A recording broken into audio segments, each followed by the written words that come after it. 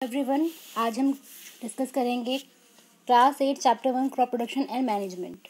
ये इस चैप्टर का पार्ट 5 है। ये इससे पहले 4 वीडियो बन चुकी हैं चैप्टर के पार्ट की। अगर आपने नहीं देखी है तो पहले उनको देख लीजिए, जिससे आपको चैप्टर अच्छे से समझ में आए।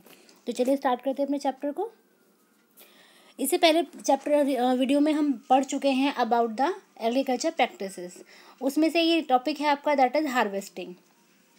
कि जब आपकी क्रॉप मैच्योर हो जाती है तो क्रॉप मैच्योर होने के बाद हम उसको क्या करते हैं, उसको हम कट करते हैं और उसको गैदर करते हैं। ठीक है, और कट किसकी हेल्प से करते हैं? With the help of this apparatus, जिसको हम कहते हैं सिकल। सी शेप का होता है, सी शेप का होने के कारण इसको हम सिकल कहते हैं, और ये बहुत शार्प एज होता है इसका। ठीक है, तो जो नेक्स्ट प्रोसेस है after maturing the crop that is harvesting. Harvesting की प्रोसेस करते हैं, हार्वेस्ट करते हैं क्रॉप को, मैच्योर क्रॉप को, और उसको हम गैदर कर लेते हैं, इकट्ठा कर लेते हैं एक जगह पे। हार्वेस्टिंग के जो मेथड है, हार्वेस्टिंग के बाद कौन कौन से मेथड आते हैं? हार्वेस्टिंग के 2 मेथड हैं। पहला है आपका थ्रेशिंग। थ्रेशिंग में क्या होता है, जैसे कि आप देख पा भी रहे हो यहाँ पे, देखिए इसमें क्या है कि इस प्रोसेस में जो ग्रेन है, ग्रेन को हे से सेपरेट किया जाता है। कैसे? Bye beating on a solid surface. यहाँ पे आप देख रहे हो पिक्चर में, यहाँ पे ये कुछ वुमेन है और ये इस तरह से जो ये बंच है आपका ग्रेन का, उसको, उसके में सीड है ग्रेन को, उसको अलग कर रहे हैं उसके हे से। इस सॉलिड सरफेस के ऊपर, ये आपका सॉलिड सरफेस में आपका ये स्टोन भी हो सकता है, कोई हार्ड मेटल का, ऐसा कोई मेटल भी हो सकता है हार्ड बहुत ज़्यादा, जिसके ऊपर इसको बीट करके इसमें ग्रेन को अलग किया जाए इसके हे से। तो ये है आपका प्रोसेस ऑफ थ्रेशिंग। ये थ्रेशिंग की प्रोसेस है। सेकेंड प्रोसेस है दैट इज़ विनोविंग। विनोविंग में क्या होता है? विनोइंग की process with the help of wind. Wind की हेल्प से ये प्रोसेस पूरी की जाती है।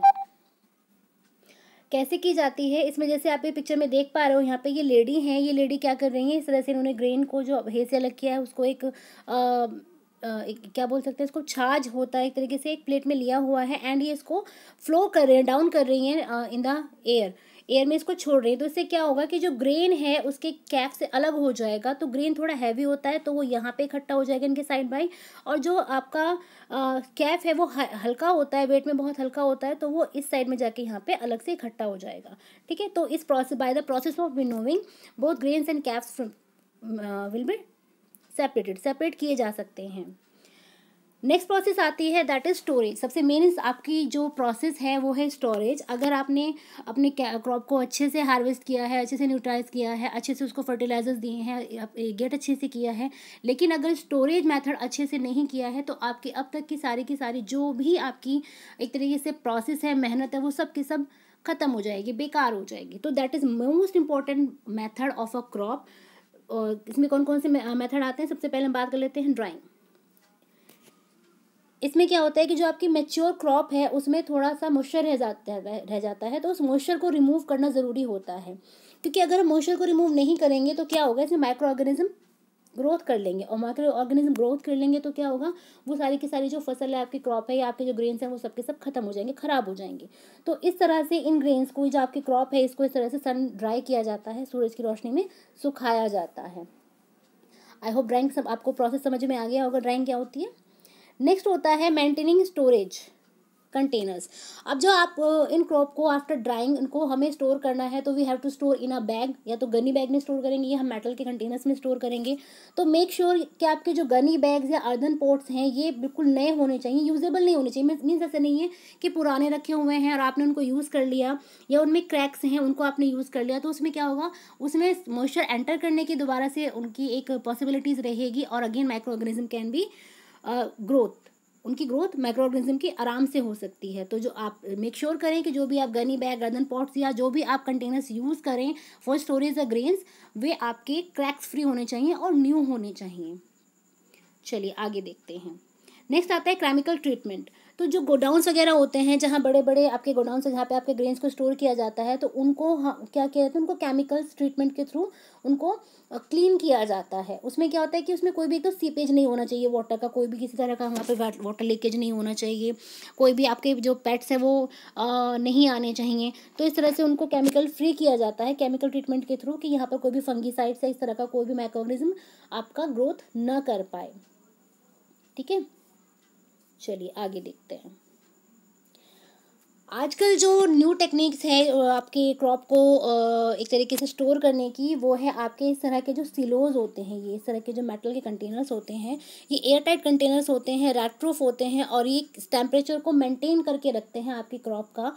तो नाउ अ डेज़ ये सिलोज, इस तरह के जो एपरेटस हैं, इस तरह के एपरेटस बहुत ज़्यादा फेमस है, इस तरह के एपरेटस बहुत ज़्यादा काम में आ रहे हैं। इनमें टेम्परेचर मेंटेन रहता है, और दूसरा जो पेट वगैरह होते हैं, जैसे आपके रैट हो गया, स्क्वायरल हो गया, उनसे भी फ्री रहते हैं, वो भी इनमें एंटर नहीं कर पाते हैं। मोर ओवर कि एयर टाइट होते हैं, तो इसमें एयर मॉइस्चर एंटर नहीं कर पाता है। एडवांटेजेस देख लेते हैं हम आपके स्टोरेज के। सबसे पहले तो ये कि जो खाना है आपका वो स्पॉइल नहीं हो पाता, लंबे समय तक आप उसको यूज़ कर सकते हैं।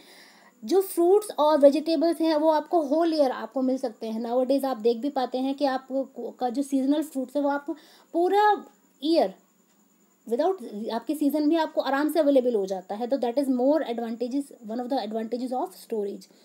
इमरजेंसी स्टॉक मिल जाता है हमें, अगर हमारे पास कोई चीज़ नहीं है तो हम ख़त्म हो रही है या कम पड़ रही है, तो हम अपने स्टोरेज में से निकाल सकते हैं। तो इमरजेंसी स्टॉक का भी काम करता है।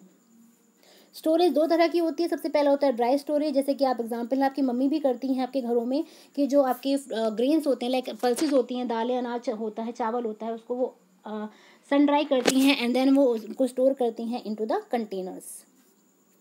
सेकेंड वन है आपका कोल्ड स्टोरेज। कोल्ड स्टोरेज में इस तरह के जो फ्रूट्स होते हैं, ये सारे के सारे, इनको क्योंकि नॉर्मल टेम्परेचर की ज़रूरत होती है, इनको नमी की ज़रूरत भी होती है, मॉइस्चर की ज़रूरत भी होती है।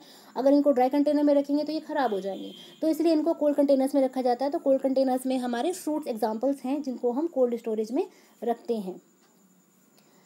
नेक्स्ट एक क्वेश्चन अराइज होता है कि जो सॉइल की फर्टिलिटी है, यानी कि जो हम सॉइल में क्रॉप आपकी बार बार उगाते हैं, तो उनकी सॉइल की जो एक तरीके से फर्टिलिटी है उसको हम नेचुरली कैसे मेंटेन कर सकते हैं। तो दो उसके आपके ऑप्शंस हैं आपके पास, one is crop rotation, second one is multiple cropping. चलिए इनको भी देख लेते हैं। सबसे पहले बात कर लेते हैं क्रॉप रोटेशन की। तो क्रॉप रोटेशन में क्या होता है कि इसमें हम ग्रो करते हैं क्रॉप्स को alternately on the same land, तो उसको हम कहते हैं क्रॉप रोटेशन। जैसे कि आप यहाँ पिक्चर में देख भी पा रहे हो कि यहाँ पे एक क्रॉप है, मान लीजिए ये कैबेज है। कैबेज को जब हम किसी भी फील्ड में, लैंड में हम ग्रोन करते हैं, तो आपकी कैबेज है, कैबेज कुछ न्यूट्रिएंट्स को गेन कर लेती है फ्रॉम द सॉइल, तो उस सॉइल में उन न्यूट्रिएंट्स की कमी हो गई है, तो उस कमी को दूर करने के लिए हम फिर क्या करते हैं, अल्टरनेट में हम कैरेट को उगा लेते हैं। तो कैरेट उस न्यूट्रिएंट को सॉइल में अवेलेबल कराती है जो कि कैबेज की क्रॉप में यूटिलाइज किया गया था। अब जो कैरेट है, कैरेट ने किसी न्यूट्रिएंट को गेन किया है, तो उस न्यूट्रिएंट की कमी आपकी फसल में हो गई, आपके लैंड में हो गई, तो उस कमी को दूर करने के लिए अगेन हम पीस को उगा लेते हैं। Peas is the leguminous plant. Leguminous plant आपको पता है कि नाइट्रोजन की कमी को फुलफिल करते हैं इनटू द सॉइल। तो इस तरह से एक अल्टरनेट प्रोसेस में हम क्रॉप्स को डिवाइड कर लेते हैं, वन बाय वन इनको हम सोन अप करते हैं इन द सॉइल, जिससे कि सॉइल में जो इस न्यूट्रिएंट की कमी होती है वो कमी दूर होती रहे। तो that process is known as crop rotation. अब इसके बेनिफिट क्या है वो देख लेते हैं। सबसे पहला बेनिफिट तो यही है कि जो लैंड है यूटिलाइज किया जाता है बेटर वे में, ठीक है। दूसरा, जो सॉइल की फर्टिलिटी है वो मेंटेन रहती है, किसी भी न्यूट्रिएंट की कमी नहीं होने पाती है, और जो फार्मर है उसको वैरायटी ऑफ क्रॉप्स मिल जाती हैं फॉर द सेल, ठीक है। एक ही सीजन में वो एक इससे ज़्यादा टाइप की क्रॉप्स को पैदा कर सकता है। एग्जाम्पल की बात करें अगर हम, तो एग्जाम्पल के तौर पे हम इनको ले सकते हैं लेग्यूमिनस प्लांट को। जो लेग्यूम प्लांट है, जैसे कि आपके बी हो गए, बीन्स हो गए, ग्राम्स हो गए, पल्सेस हो गई, ये सारी की सारी क्या होती हैं, ये सारी की सारी आपकी एक तरीके से नाइट्रोजन फिक्सेशन का काम करती हैं इनटू द सॉइल। सॉइल में नाइट्रोजन को फिक्स करने का काम करती हैं। तो लेग्यूमिनस प्लांट को अगर हम सॉइल में सोन अप करते हैं, तो जो सॉइल में हमारे नाइट्रोजन की कमी हो गई है, वो सॉइल में नाइट्रोजन की कमी फुलफिल हो जाती है। सपोज हमने एक बार में वीट को हमने प्लांट किया है अपनी सॉइल में, तो सॉइल में वीट ने आपकी नाइट्रोजन को गेन कर लिया है, तो नाइट्रोजन की कमी हो गई आपकी सॉइल में। तो उस कमी को हम दूर करने के लिए क्या कर सकते हैं, हम लेग्यूमिनस प्लांट को उगा सकते हैं। लेग्यूमिनस प्लांट में आपको पता है रूट्स में राइजोबियम बैक्टीरिया पाया जाता है जो नाइट्रोजन फिक्सेशन का काम करता है। तो आपकी नाइट्रोजन की जो कमी है वो दूर हो जाती है इनटू द सॉइल। ये मैंने अभी आपको बताया वही है कि जो लेग्यूमिनस क्रॉप है उसमें नाइट्रोजन फिक्सिंग बैक्टीरिया पाया जाता है, डिफरेंट न्यूट्रिएंट्स पाए जाते हैं सॉइल में, और ये एटमॉस्फेरिक नाइट्रोजन को फिक्स कर देता है इनटू द सॉइल, और सॉइल की फर्टिलिटी मेंटेन रहती है, ठीक है। चलिए नेक्स्ट आता है मल्टीपल क्रॉपिंग। मल्टीपल क्रॉपिंग का मतलब क्या है कि एक ही फील्ड में आप एक, दो या दो से ज़्यादा टाइप की क्रॉप्स को हम एक ही टाइम में सोन करें, उगा लें, तो उसे हम कहते हैं मल्टीपल क्रॉपिंग। जैसे आप यहाँ पिक्चर में देख पा भी रहे हो कि यहाँ पे आपने देखा अभी कि यहाँ पे एक ही फील्ड है और यहाँ पे रोज बना के इस तरह से, ये यहाँ पे इस रो में ये अलग टाइप की क्रॉप है और इस रो में ये अलग टाइप की क्रॉप है ना। तो हम एक ही टाइम में अलग टाइप की क्रॉप्स को हम सोन अप कर सकते हैं। क्राइटेरिया क्या है कि हम अगर सेलेक्ट करते हैं मल्टीपल क्रॉपिंग का, तो वो उनका जो मेच्योरेशन पीरियड है किसी भी क्रॉप का, दो क्रॉप का, उनका अलग अलग होना चाहिए। जैसे कि शुगर केन है और ये लेग्यूमिनस प्लांट है, तो इन दोनों के ही आपके मेच्योरेशन पीरियड जो है वो अलग हैं। इससे क्या होगा, इससे यह फ़ायदा होगा कि जो उनका हार्वेस्ट टाइम अलग है, मेच्योरेशन पीरियड अलग है, तो इनको हमें हार्वेस्ट करने में, गैदर करने में परेशानी नहीं होगी और हम इनको इनके टाइम पे अलग अलग मेच्योर क्रॉप को हम अलग अलग गैदर कर सकते हैं। अब बात कर लेते हैं प्रॉब्लम्स जो कि किसान को या किसी भी फार्मर को फेस करनी पड़ती हैं मल्टीपल क्रॉपिंग में। एक तो हार्वेस्टिंग में डिफ़िकल्टी आती है उन्हें, दूसरा जो फर्टिलाइजर्स हैं उनको सप्लाई करने में प्रॉब्लम आती है अगर हम क्रॉप को हम इनके मेच्योरेशन के पीरियड के टाइम अकॉर्डिंग अलग अलग नहीं सेलेक्ट करेंगे, तो उसमें क्या होगा, हार्वेस्टिंग में एक प्रॉब्लम आएगी कि आप कैसे हार्वेस्ट कर पाओगे, क्योंकि एक फसल तो आपकी हार्वेस्ट पूरी मेच्योर हुई नहीं है और दूसरी मेच्योर हो गई है। तो अगर हम सेलेक्टेड रोज में करते हैं तो it will be more easier, वो ज़्यादा ईजियर होगा। नेक्स्ट कर लेते हैं। नेक्स्ट है, इसमें जो है आपके पेट्स जो हैं वो स्प्रेड आउट हो सकते हैं, जो कीड़े मकोड़े हैं या जो पेस्ट हैं जो आपकी फसल को नुकसान पहुंचाते हैं, वो ज़्यादा पॉसिबिलिटीज़ हैं कि वो स्प्रेड आउट हो जाएं और जो आपकी क्रॉप की प्रोडक्शन है वो लो क्वालिटी की होगी और उसको आप मार्केट में सेल नहीं कर पाएंगे, तो आपको उसके हिसाब से आपको जो रिटर्न है वो भी नहीं मिल पाएगा। तो फॉर बेटर रिजल्ट को बेटर करने के लिए हम क्या कर सकते हैं, इसको कन्वर्ट कर सकते हैं इनटू इंटरक्रॉपिंग में इट मीन्स कि growing different crops in different patterns. इस तरह की, जैसे आप पिक्चर में देख पा रहे हो यहाँ पे कि ये अलग टाइप की क्रॉप है, ये रोज में अलग टाइप की क्रॉप है, फिर अगली रोप में अलग टाइप की क्रॉप है।